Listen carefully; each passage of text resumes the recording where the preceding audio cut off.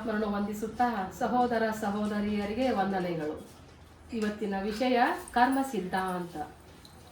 ಕರ್ಮ ಸಿದ್ಧಾಂತ ಒಳಗ ಕರ್ಮಗಳು 3, ಕರ್ಮ ದೇವತೆಗಳು 3.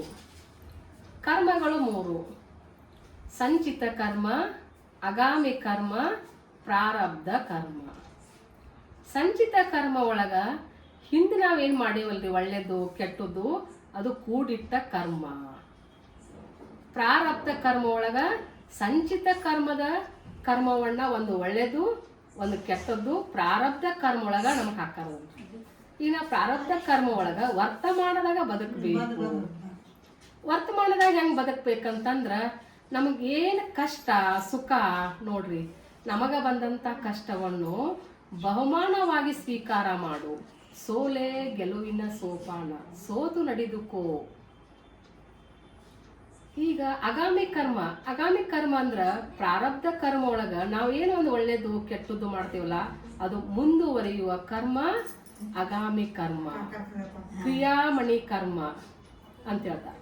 ಅದಕ್ಕೆ ನಾವು ಏನ ಮಾಡ್ಬೇಕು, ನಿಷ್ಕಾಮ ಕರ್ಮ ಮಾಡು. ನಿಷ್ಕಾಮ ಅಂದ್ರೇನು? ನೀನು ಕೆಲಸ ಮಾಡು, ಅದರ ಪ್ರತಿಫಲಾಪೇಕ್ಷೆ ಬೇಡ. ನೋಡು, ಕೃಷ್ಣ ಹೇಳ್ತಾನ್ರಿ ಅರ್ಜುನಗ, ನೀ ಕೆಲಸ ಅಷ್ಟ ಮಾಡಪ್ಪ, ಅದಕ್ಕೆ ಏನು ಕೊಡಬೇಕು ಅನ್ನೋದ ನನಗೆ ಗೊತ್ತೈತಿ, ಅದಕ್ಕೆ ನಾನು ನಿಷ್ಕಾಮ ಕರ್ಮವನ್ನ ಮಾಡ್ತೇನೆ. ಅದಕ್ಕೊಂದು ಉದಾಹರಣೆ ಕೊಡ್ಬೇಕು. ಈಗ ನಾವೇನು ಹಿಂದೆ ಮಾಡೇವಲ್ಲ, ಒಂದು ಒಳ್ಳೇದು ಒಂದು ಕೆಟ್ಟದ್ದು, ಪ್ರಾರಬ್ಧ ಕರ್ಮ ಒಳಗದ ಮುಂದುವರಿತೈತಿ.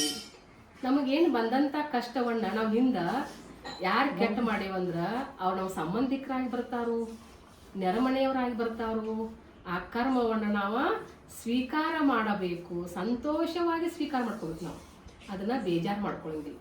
ದ್ವೇಷದಿಂದ ದ್ವೇಷ ಹುಟ್ಟುತ್ತದೆ, ಪ್ರೀತಿಯಿಂದ ಪ್ರೀತಿ ಹುಟ್ಟುತ್ತದೆ.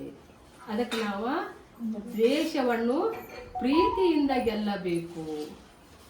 ಧನ್ಯವಾದಗಳು.